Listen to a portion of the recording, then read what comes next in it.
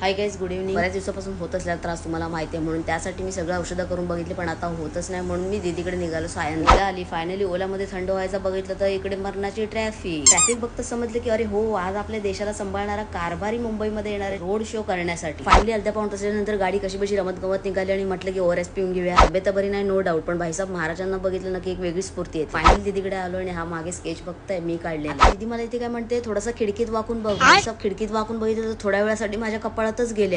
हे यार, काय दिवस आलेत माझ्यावर मित्रांनो. मी दीदीकडे का आलोय तुम्हाला सांगितलंच नाही. दीदी म्हटली आमचे पण डॉक्टर आहेत, तू त्यांच्याकडे ट्रीटमेंट घेऊन बघ. चला जाऊया म्हटलं. अंकल की हेअरस्टाईल तो देखो ना मेरी कोमो. एवढा तो उन्हाळ्याचा इफेक्ट आलाय बाबा.